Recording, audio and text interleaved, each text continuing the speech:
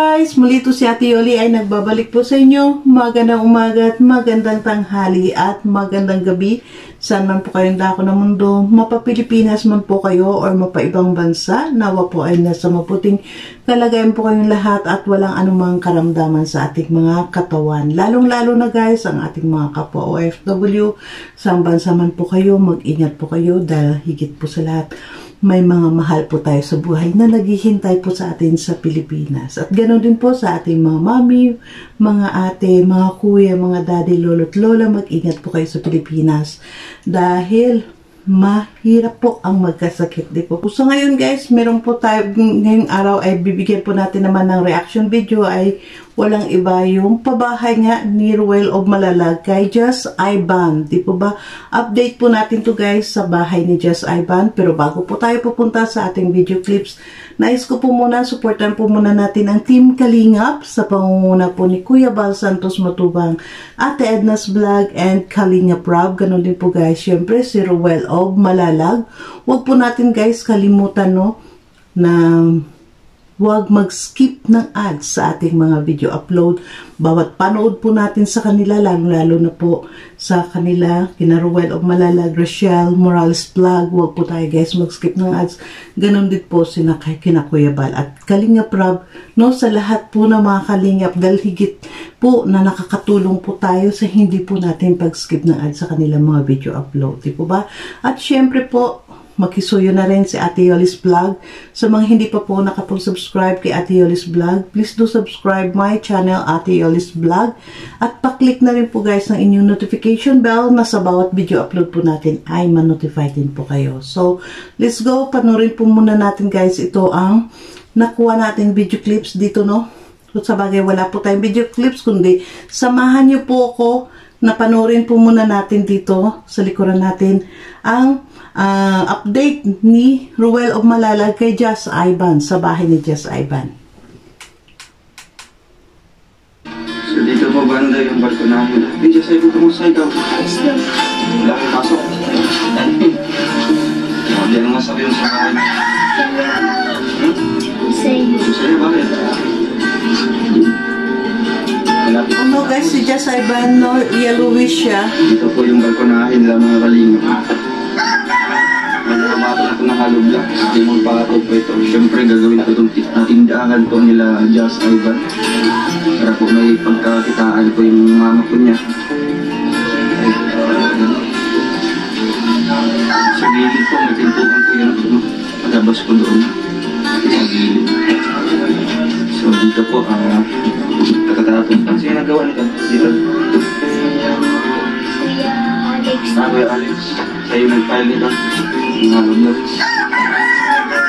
See? Thank you, Web.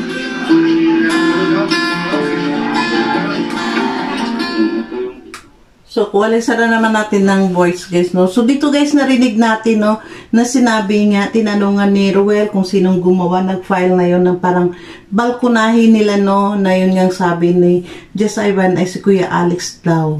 Ibig sabihin si Kuya Alex Librado's Vlog ay talagang nakakagawa na yung kamay niya. Magaling na talaga yung kamay niya. Pero dapat po talaga Kuya Alex ay mag-ingat pa rin po, no? Ingat pa rin dahil syempre mahirap po yun. Sa bagay, parang ano lang yun guys, yung nakita naman natin yung sugat ni Kuya Alex parang na ano lang ng pako doon, nadaplisan, no?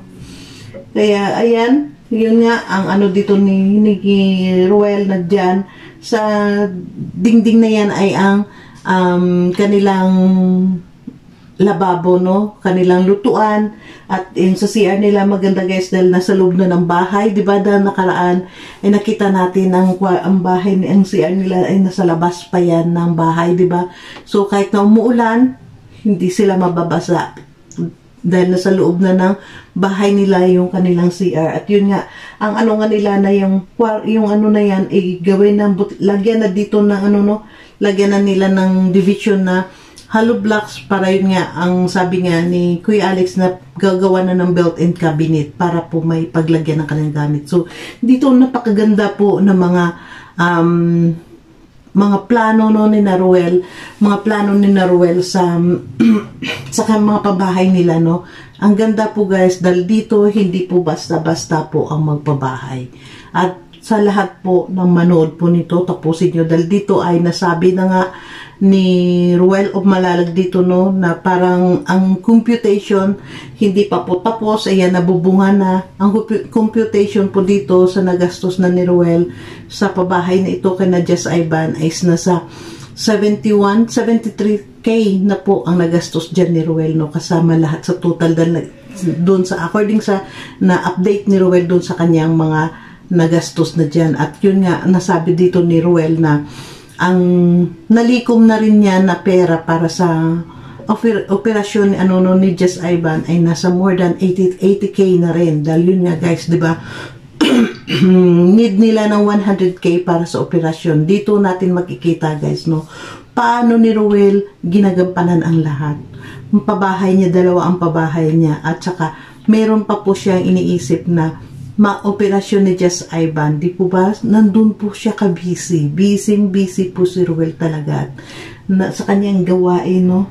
Ayan, nakita natin. So, Kuya Regan, nakabalik na. Nakabalik na si Kuya Regan dyan. Pumayat na daw siya. Na busy po sa gaano niya ka-busy, pero bilib tayo kay Ruel. Dahil kahit sa busy siya sa araw-araw sa kanyang mga binablog, kagaya po, hindi po basta-basta, no, ang magpabahay. Dahil nakita naman natin, alam natin guys, dito lahat sa mga nagbabudget ng pera ay si Ruel po talaga. Si Ruel po talaga ang humahawak ng lahat dyan. No, pero believe po tayo dahil kahit gaano siya busy dyan, ay may oras na ginagampanan niya pa rin ang oras niya kay Rochelle, di ba? Magkaroon pa rin siya ng oras. At dito nakikita natin dyan guys, si Jess Ivan, no? Nakita natin, dahil kung naalala nyo sa mga nakaraang vlog nito, mga unang vlog ni Ruel, ay yun nga, sabi ng tatay ni Jess Ivan dyan ay hindi noon natuloy na maoperahan niya si Jess Ivan dahil gawa nga sa kulang siya sa timbang. Hindi po nagpantay ang timbang niya sa kanyang edad, di ba?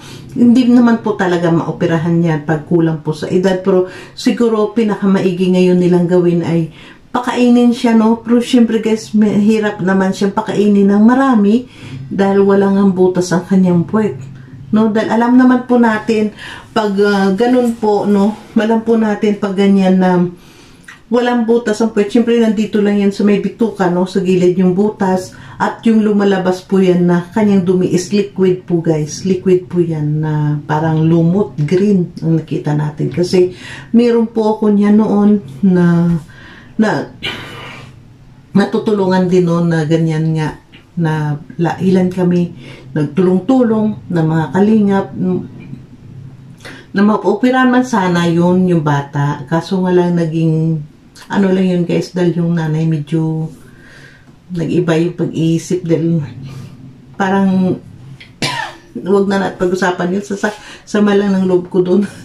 Kaya dito ano lang guys, na grabe ang abangan po natin to, itong mga pabahay ni Ruel is syempre nakita natin at narinig natin na sinasabi niya nga na dedicated niya po ito sa Kalingap, kina Kuya Bal at kay Kalingap Rob. Di po ba? Dahil syempre po, belong po ito sa mga pabahay ng Team Kalingap ang pabahay ni Ruel. Di po ba? Kaya abangan po natin dahil, ayan nga, pinakita niya yung mga gastos no. Abangan po natin to dahil napakaganda po noon. Dahil una, dalawa po ang pabahay ni Ruel of Malalag. Una doon kay Nanay Emma at dito ngayon kay Jess Ivan ay pareho po na ito nga guys no, sa dalawang pabahay ni Ruel of Malalag na pareho po na kay Nanay Emma at dito sa kay Jess Ivan pareho po may tindahan no, dahil yun nga inisip nga ni Ruel na oo nga maganda ang bahay, maayos ang bahay, nagkaroon kayo ng bagong bahay, pero paano naman po ang pang-araw-araw na pagkain, di po ba? Kaya napakaganda po na naisipan din po ni Ruel at kasama ng mga nag-sponsor, no? Dito, shoutout po sa Rochelle, Team Rochelle Canada, squad ba yun? Team Rochelle Canada squad ba yun? Shoutout po sa inyo sa group nyo po, dahil napakaganda po na naging plano po nila dito kay Just Ivan, no, na hindi lang bahay, kundi meron pang tindahan ang kanyang nanay niya, para may pagkakitaan sila pang araw-araw, di po ba? At syempre higit sa lahat po guys, napakaganda po dahil matapos ang pabahay ay siya na rin siguro na mapa-opera din si Just Ivan, di po ba? At least doon po guys, no, na-fulfill ang lahat ng wish ng tatay ni Just Ivan, dahil alam po natin nung una ay lumapit siya kay Ruel at kay Rochelle, na inabangan niya talaga nung nagbablog doon sa malapit sa kanila. Inabangan niya po talaga ito dahil hihingi siya ng tulong para lamang po sa kanyang anak kay Just Ivan nga na mapaoperahan, na hindi po akalain ni tatay na pati pala ang bahay nila ay mapagawa, mapaayos nga ni Ruel. At dito nakakatawa guys, no, makita natin kung gaano talaga feel blessed ang tatay ni Just Ivan, no, na talagang una nakita natin, sinusulat niya ang lahat ng pangalan ng mga charity vlogger na pumunta sa kanila, no, sinulat niya sa kurtina. So ngayon dyan may papel na talaga siya guys, nakita natin may papel na talaga siya dito na nakasulat na sinout out niya, no, sa mula kay Kuya Bal, kay Kalinga Prab, Ate Edna's vlog, at ngayon nga kasama sa lahat na makakasama ni Ruel dyan na bumibisita sa kanilang bahay, na sumasama dyan, dahil syempre nakita naman natin guys na ang pabahay ni Ruel ay mostly is mga bayanihan, no, ang mga charity vlogger na nagtulong-tulong. At kasama na rin dyan niya, no, nasabi niya nga ni tatay na idagdag niya pa si Kalingap Dan, no, dahil nakapunta na rin dyan si Kalingap Dan. Dito, napakaganda din to ang ni Ruel, dahil sa kanyang mga pabahay is nandun po ang spirit ng pagtulong-tulong ng mga charity vlogger, di po ba? Na sana naman po ay wag po nang tingnan yun ng negatibo ng ating mga kasamahan, di ba? Na ating mga kakilala dyan. Wag na po, dahil maging masaya po tayo sa kanilang ginagawa, di po ba? Sana lang po, please lang, sana wala na po mga ganong issue, dahil napakaganda po tingnan na nakikita natin nagtulong-tulong po sila, no? Tulong-tulong po, at least yung pagtulong-tulong po nila sa paglingap o paggawa ng bahay dyan na mabeneficiary ni Ruel, darating ang araw ay yung mismo may-ari ng bahay, ng beneficiary, kagaya ng magulang ni Just Ivan or ni Just Ivan talaga, hindi niya yun malilimutan, no, tatatak sa isip niya na ilang charity vlogger ito nagtulong-tulong para magawa ang bahay ko, magawa ang bahay namin. Di po ba napakaganda ang ganun? Kaya sana hindi po natin titingnan yun ng mali, no, na impresyon natin dun sa kanila, dahil sa kanila po naintindihan naman natin, naintindihan natin guys, bilang po na si Ruel ay gustong tumulong sa kanyang mga kasamahan sa Kalingap na charity vlogger na gusto niyang tulungan sa pag-angat ng channel. At doon naman naintindihan natin guys, itong mga natutulungan ni Ruel, no? Hindi ako magbanggit ng pangalan dito, sa mga natutulungan ni Ruel na mapaangat ang kanilang mga channel. Nakita naman natin guys, ang kanila ay gusto nila maibalik din kay Ruel, no, yung kumbaga parang utang na loob nila kay Ruel ang pag-angat ng channel nila. Tumutulong po sila sa mga pabahay ni Ruel, di po ba? Kaya maganda po yun, nandun po yung spirit ng pagtulong-tulong, ng spirito ng Pilipino, ang pagtutulungan, di po ba? Kasi hindi po tayo matawag kalingap kung hindi po tayo nagtutulong-tulungan isa't isa, di po ba guys? Kaya dito napakaganda po talaga yan. Panoorin nyo po sa hindi pa po nakapanood nito, sa mga nagmamahal po sa Rochelle, sa hindi pa po nakapanood nito ng vlog na ito ni Ruel Umalag. Panoorin po natin guys, dahil minsan alam nyo sa pagpapanood natin ng mga charity vlog, ng mga vlog nila, may napupulot po tayong aral, no? May napupulot po tayo talagang aral at nakikita natin minsan na mayroon pa pala talagang ganitong pamumuhay. Di po ba? So, medyo napahaba tayo. Thank you so much guys, and see you in my next upload. Ang tanging feeling ko po, ang tanging masabi ko sa inyo, mag-ingat po kayo mga aking kapwa OFW, mag-ingat po kayo saan man po kayo tako ng mundo. Bye!